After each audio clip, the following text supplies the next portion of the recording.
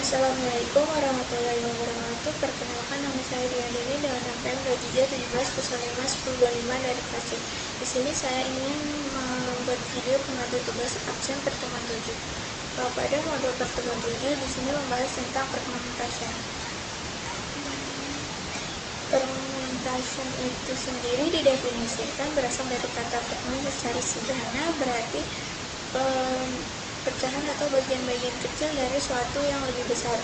Fragmentasi data merupakan sebuah proses pembagian atau pemetaan database di mana data dipecah berdasarkan kolom dan baris, yang kemudian disimpan dalam set atau unit komputer yang berbeda dalam suatu jaringan data.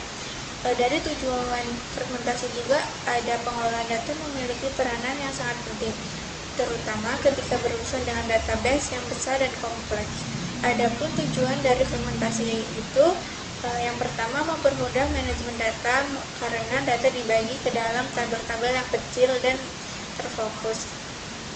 Yang kedua itu mengurangi beban jaringan karena hanya fragmen terkait yang diproses saat query dijalankan. Yang ketiga meningkatkan ketersediaan karena data keterbatasan dan beberapa set, hingga jika satu set mengalami kegagalan, set lainnya tetap dapat beroperasi tanpa gangguan. Yang keempat menekankan jumlah redundasi pengulangan data sehingga menyimpan lebih efisien dan performa sehingga menjadi lebih optimal. Di sini juga ada aturannya. Fragmentasi itu mendefinisikan data dalam sistem baris data terdistribusi. Ada beberapa peraturan rules yang harus didefinisikan dan dipenuhi agar fragmentasi tersebut valid dan tetap efisien. Yang pertama, completeness rule. Tidak boleh ada data yang hilang akibat fragmentasi. Kalau misal fragmen digabungkan kembali, hasilnya harus sama dengan data original. Yang kedua, reconstruction rules. Data yang sudah dipecah jadi beberapa bagian fragmen harus bisa disatukan lagi jadi tabel asalnya dengan union untuk horizontal atau join untuk vertikal. Yang ketiga itu disjointness rule. Tidak boleh ada duplikasi data antar fragmen kecuali memang diperlukan untuk alasan performa atau redundasi yang disengaja. Berikut ini langkah praktikumnya. Di sini saya jelaskan dulu ada jenis fragmentasi. Yang pertama itu ada horizontal. Horizontal itu suatu tabel dibagi menjadi lebih banyak tabel berdasarkan baris. Semua kelompok tetap dipakai tetapi datanya disaring dengan menggunakan kondisi tertentu. Fragmentasi horizontal membagi data berdasarkan baris, dan dalam contohnya kita menggunakan valid jenjang sebagai kondisi. Datanya seperti berikut. Fragmen mahasiswa S1. Di sini ada fragmen mahasiswa D3. Di sini ada NPM, nama, jenjang prodi, maksud, status, semester, SKS, dan IPK.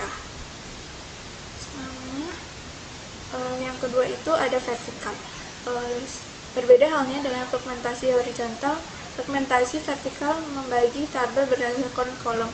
Sesuatu antara reconstruction rules, fragmentasi harus tetap menyatakan kolom primary key. Di sini primary key-nya kita ambil NTM supaya bisa digabungkan kembali nanti. Sebagai contoh, dalam suatu kasus kita hanya membutuhkan data akademik seperti SKS dan IPK dari tiap mahasiswa dengan mengesampingkan semester dan angkatan. Fragmen akademi mahasiswa. Di sini ini datanya seperti berikut. Terus ada campuran, kombinasi antara fragmen horizontal dan vertikal. Tabel dapat dibagi menjadi fragmen berdasarkan kombinasi baris dan kolom. Di sini ada studi kasusnya. Bagaimana jika Dekan FMIPA ingin melihat performa akademi mahasiswa aktif jenjang S1 di bawah naungan prodi ilmu komputer, tetapi hanya yang masuk itu tahun 2022 dan 2023 saja. Di satu sisi beliau hanya ingin melihat beberapa spesifikasi informasi saja seperti NPM, nama, semester, SKS, dan IPK. Kira-kira fragmentasi apa sih yang paling cocok untuk kasus ini? Jadi penyelesaiannya seperti ini.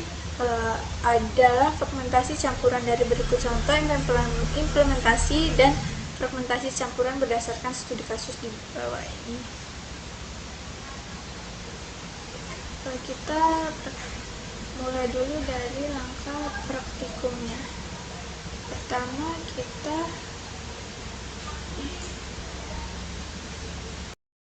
kita buka SMPP-nya terlebih dahulu, kita buat baru.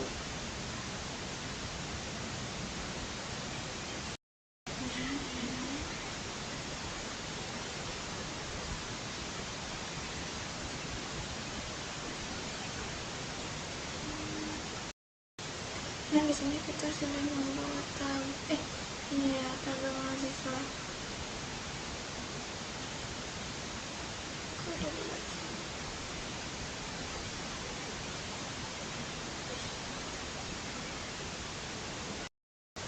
Nah, kita di sini sudah membuat tabel mahasiswa.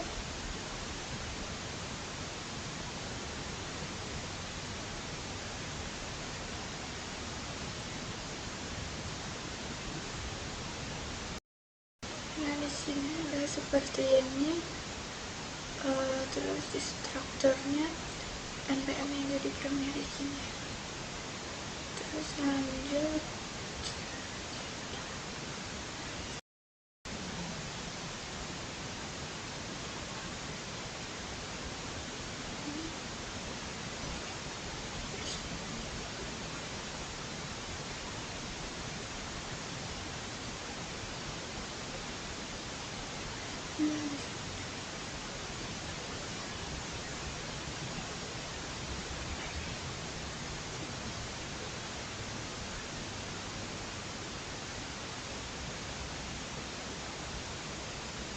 ini udah sama kayak yang ada di modul.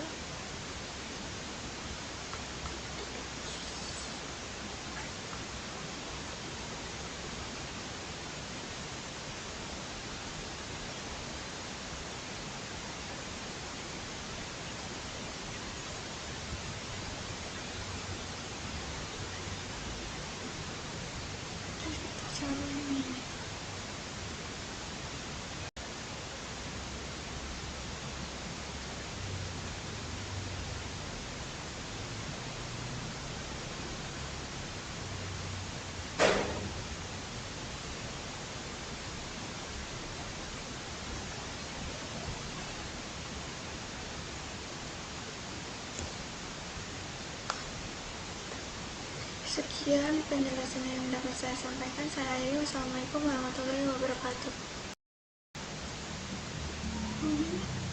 Strukturnya, terus ini tampilan sama kayak yang di garis. Terus ini strukturnya ada NPM, nama, semester, SKS, IPK.